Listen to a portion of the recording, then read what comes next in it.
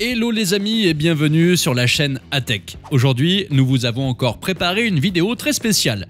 Nous allons notamment vous transporter vers la Chine. Mais avant tout, saviez-vous que la façon dont nous concevons nos villes a un impact énorme sur la qualité de l'écosystème environnant? Par exemple, le remplacement des sols et de la végétation par un revêtement minéral change la composition du sol. En plus d'augmenter le risque de surcharge hydrique, cela menacera la qualité des cours d'eau. Cette imperméabilisation empêche en effet l'eau de pluie de pénétrer dans le sol et par conséquent la consommation d'eau par les plantes.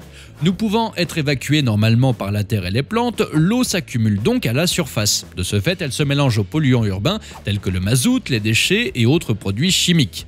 La perte de végétation dans les villes est également un facteur qui affecte la qualité de l'air. Avec le changement climatique, nos villes sont particulièrement vulnérables aux inondations et aux canicules. Cela a un impact majeur sur le bien-être et la santé de la population. Quelle serait alors la solution à tout ça? Comme dit plus tôt, nous allons nous intéresser à ce qui s'est passé en Chine. Pour y répondre, ne bougez pas.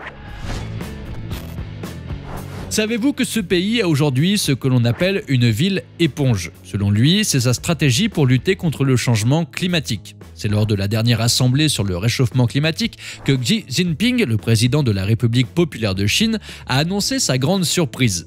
La Chine a désormais comme ambition de réduire ses émissions de gaz à effet de serre. Selon les autorités locales, le pays prévoit d'atteindre sa neutralité en carbone d'ici 2060. Un geste salué par le reste du monde, surtout que plus d'un quart des émissions de CO2 dans l'atmosphère proviennent de ce pays. Mais qu'est-ce qui explique ce revirement soudain? D'autant plus que la Chine et les États-Unis ont été un peu réticents sur les politiques avancées dans la réduction de l'émission de gaz à effet de serre. Pour connaître les réponses, il faut revoir la réalité sur les effets du changement climatique dans ce pays. En quelques années, la Chine est passée d'un pays agraire en pays le plus industrialisé au monde. Elle occupe aujourd'hui une place importante dans l'économie mondiale. Derrière les grandes usines et les grandes villes, avec les gratte-ciel à perte de vue, se cache toutefois une vérité terrible. En fait, cette rapide industrialisation a provoqué une artificialisation de son sol. C'est un phénomène très répandu dans de nombreuses villes urbaines dans le monde entier. On parle d'artificialisation quand le cycle naturel de l'eau est perturbé. Cela limite l'évacuation et le drainage des eaux dans la zone concernée. Cette dernière risque ainsi de succomber aux inondations. C'est une des conséquences directes du changement climatique. Avec une alternance entre périodes de sécheresse et les grandes précipitations, les eaux de pluie n'atteignent plus leur destination naturelle telles que les nappes phréatiques. Pour ces différentes raisons, la Chine a songé à une innovation pour lutter contre les inondations des villes. C'est la mise en place d'une ville éponge. Mais avant de nous concentrer sur celle-ci, il faut voir les relations qui existent entre inondations et réchauffement climatique. Les inondations sont des phénomènes qui existent depuis longtemps, mais depuis quelques années, elles ont provoqué des ravages dans de nombreux pays et notamment en Chine. En effet, les climatologues ont démontré que le réchauffement climatique a augmenté de plus de 15% la quantité de pluie qui tombe en une journée. Cela semble insignifiant, mais les conséquences sont graves.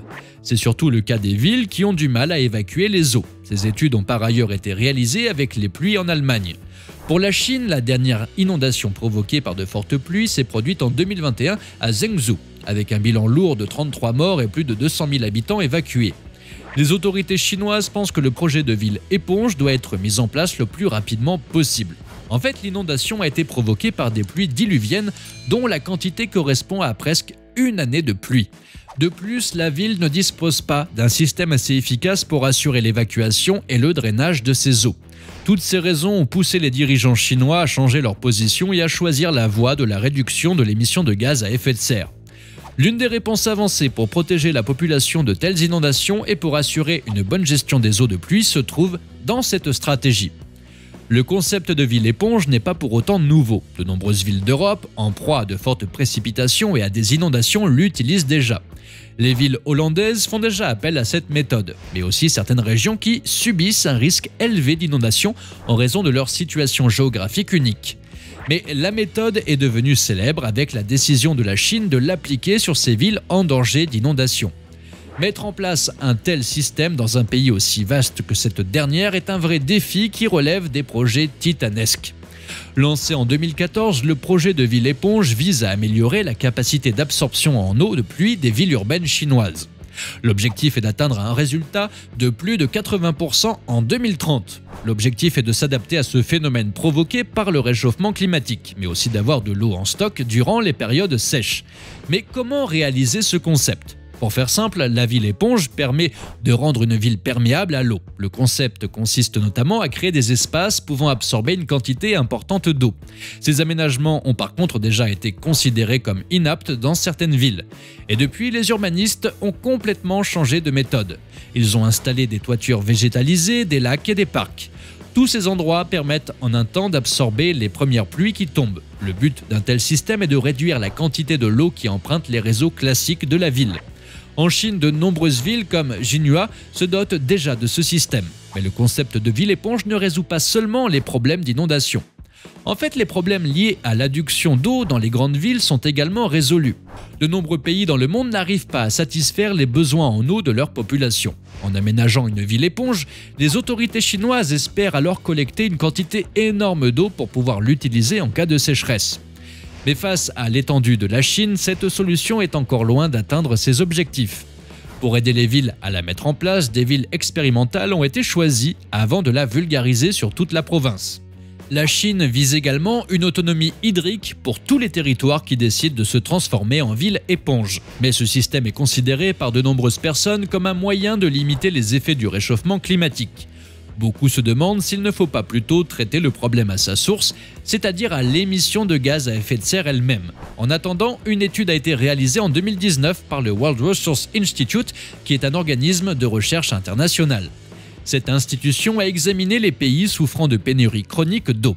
Et il a été estimé que 17 pays sont dans une situation de stress hydrique extrêmement élevée, c'est-à-dire qu'ils consomment en moyenne 80% de leurs ressources en eau disponibles chaque année.